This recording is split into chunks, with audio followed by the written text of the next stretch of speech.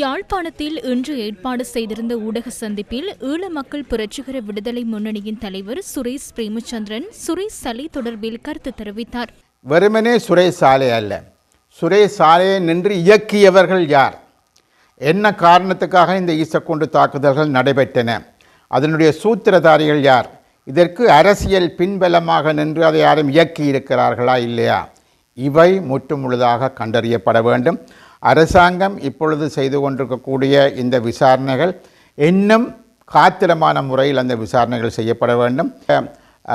ஆட்சி அதிகாரத்துக்கு வரக்கூடியவர்கள் என்னென்ன உபாயங்களை எல்லாம் பயன்படுத்துகிறார்கள், அவர் எவ்வளவு பேரை பலிக்கடாக்களாக்க அவர்கள் தயாராக இருக்கிறார்களா இல்லையா போன்ற விடயங்களை பொதுமக்கள் மாத்திரமல்ல, சிங்கள மக்கள் மாத்திரமல்ல, தமிழ் மக்கள் மாத்திரமல்ல, உலகம் தெரிந்து கொள்ள வேண்டும் என்று சொன்ன தேவை இருக்கின்றது. ஆகவே நான் நம்புகின்றேன் இந்த அரசாங்கம் ஒரு காத்திரமான வழியில் அந்த விடயங்களை இன்னும் முன்னெடுத்து செல்ல வேண்டும் என்பதை நாங்கள் கேட்டுக்கொள்ள விரும்புவோம். இதனிடையே சுரேஷ் சாலை உணவு உட்கொள்வதை மாத்திரமே மறுத்துள்ளதாக சுகாதார மற்றும் ஊடகத்துறை அமைச்சர் டாக்டர் நலிந்த ஜெயதிச தெரிவித்துள்ளார். ஆஹார நொகெனைன்னே ඔහු විසින් உணவு உட்கொள்ளாமல் இருப்பது அவராக எடுத்த தீர்மானம். அவர் உணவு உட்கொண்டால் அது அவருக்கே நல்லது. எப்படி இருந்தாலும் அவர் வாயினால் உணவு உட்கொள்வதை மறுத்த போதிலும் தேசிய வைத்தியசாலையில் நாம் ஒருபுறம் ஐவி மூலமாகவும் மறுபுறம் என்ஜி குழாய் மூலமாகவும் அவருக்கு ஊட்டச்சத்தை வழங்கி வருகின்றோம்.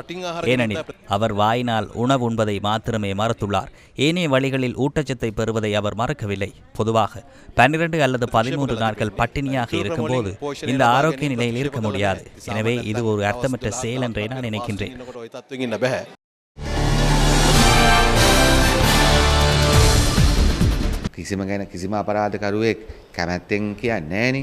எந்த ஒரு குற்றவாளியும் உண்மைகளை கூற மாட்டார்கள்.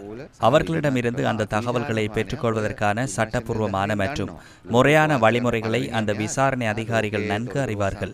உலகில் சாகும் வரை உண்ணாவிரதம் இருக்கும் முதல் நபர் இவரா? உலகில் தகவல்களை மறைக்க முயலும் முதல் நபர் இவரா? உலகில் பாஸ்வேர்ட் வழங்க மறுக்கும் முதல் நபர் இவரா? இலங்கையில் முதல் நபர் இவர்தான். சலேக்கு இருக்கும் ஒரே வழி அவர் தனது மனைவி மற்றும் பிள்ளைகளை பற்றி சிந்திப்பாரானால் இந்த தகவல்களை வழங்குவது மாத்திரமே.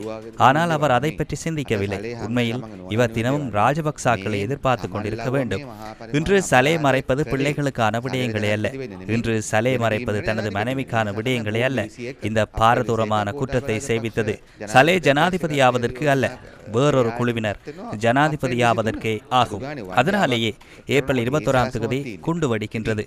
ஏப்ரல் 23ஆம் தேதி கோட்டாபய ராஜபக்ச ஜனாதிபதி வேட்பாளராக முன்மொழியப்படுகின்றார். ஒரு ஏமாற்று வேலையை செய்யும் போது குறைந்தபட்சம் அந்த திட்டமாவது இருக்க வேண்டும் அல்லவா? எனவே ஏன் அவ்வாறு கூறுகின்றார் என்றால் அவருக்கு தேவையான நாடகத்தின் ஒரு பெரிய பகுதி அதுவாகவே இருந்தது. ராஜபக்சாக்கள் இப்படித்தான். ராஜபக்சாக்கள் தங்களது குற்றங்களை மறைப்பதற்காக தங்களுக்கு விசுவாசமாக சேவை செய்த நபரையும் அவரது பிள்ளைகளையும் அவரது மனைவியையும் கூட பயன்படுத்துவார்கள். ராஜபக்சாக்கள் தங்களது குற்றங்களுக்காக மனிதர்களை பயன்படுத்திவிட்டு தூக்கி எறியக்கூடிய மிகவும் மோசமான குணம் கொண்ட அரசியல் குழுவினர்.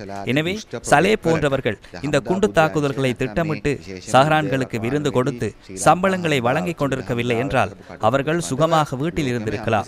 ஆனால் இவை அனைத்தும் ராஜபக்சாக்களின் கொடூரமான திட்டங்களுக்காகவே செய்யப்பட்டன. யுத்த காலத்தில் இலங்கை ராணுவம் முப்படைகள் மேற்கொண்ட நடவடிக்கைகள் தொடர்பிலும் இவ்வளவு பாரதூரமான ஒரு போராளி அமைப்பை எவ்வாறு அளித்தார்கள் என்பது குறித்து உலகமே வியந்து பாராட்டியது. அவ்வாறான ஒரு சூழலேயே சலே போன்றவர்களும் இருந்திருக்கின்றார்கள். சலேயை இராணுவத்தில் இணைத்தது ராஜபக்சாக்கள் அல்ல. ஆனால் ராஜபக்சாக்களின் கொடூரமான அரசியல் வேலைகளுக்காக இவ்வாறான நபர்களை பயன்படுத்திக் கொள்கின்றார்கள். தற்போது என்ன நடந்துள்ளது? இலங்கைக்கு என்ன நடந்தாலும் ராஜபக்சாக்களுக்கு ஒரு அரசாங்கத்தை அமைத்து கொடுப்பதற்காக இராணுவ புலனாய்வு பிரிவின் பிரதானி 278 மனிதர்களை கொலை செய்து ஒரு நாட்டின் பொருளாதாரத்தை முழுமையாக அளித்தார் என கூறுவது நாட்டுக்கு நல்லதா?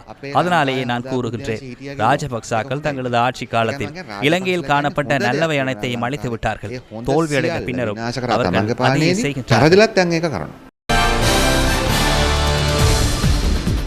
இதனிடையே முன்னாள் ஜனாதிபதி கோட்டாபய ராஜபக்சவின் பிரத்யேக செயலாளராக இருந்த சுகேஸ்வர பண்டாரவிற்கு 2 சம்பளங்களை வழங்கியமைக்கான பொறுப்பிலிருந்து முன்னாள் ஜனாதிபதி ரணில் விக்ரமசிங்கவும் தப்ப முடியாது என உண்மை மற்றும் நீதிக்கான சட்டத்தரணிகள் அமைப்பு தெரிவித்துள்ளது.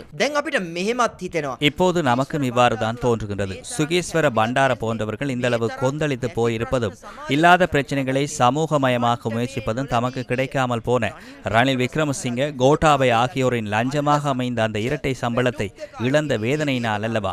அந்த வேதனையிலேயே இவர்கள் வீதியில் இறங்கி இந்த நாட்டு மக்களுக்கு பொய்களை கூறி சமூகத்தில் இல்லாத பிரச்சனைகளை உருவாக்க முற்படுகின்றார்களா என்ற கேள்வி எழுகின்றது.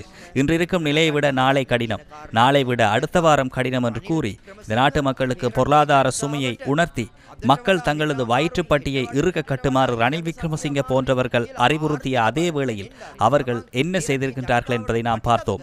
அந்த கோட்டாபய ராஜபக்சவின் தனிப்பட்ட செயலாளர்களுக்கு 2 சம்பளங்களை வழங்கி அதற்கு மேலதிகமாக இந்த நாட்டின் அரசு சொத்துக்களையும் வாகனங்களையும் அவர்கள் தாராளமாக துஷ்பிரயோகம் செய்வதற்கு வழிவகுத்து கொடுத்துள்ளனர்.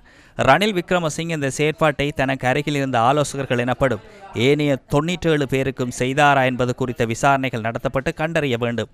எனவே இந்த நாட்டு மக்களை அந்த பொருளாதார கஷ்டங்களுக்கு மத்தியில் சுமையை தாங்குமாறு கூறிக்கொண்டு அதே கால பகுதியில் நாட்டுக்கு எந்த ஒரு பணியோ கடமையோ அல்லது வேலையோ செய்யாமல் அரசியல் ரீதியாக தமக்காக சுவரொட்டியொட்டுவதற்கும் சேவகம் செய்வதற்கும் அடிமை வேலை செய்வதற்கு மாத்திரம் இவ்வாறு இரட்டை சம்பளத்தை பெற்றுக்கொண்டதை இந்த நாட்டு மக்கள் என்ற ரீதியில் நாம் ஒருபோதும் அங்கீகரிக்க மாட்டோம். 97 දෙනාටත් සිද්ධ කරාද කියන පරීක්ෂණය සොයා බලන්න ඕන.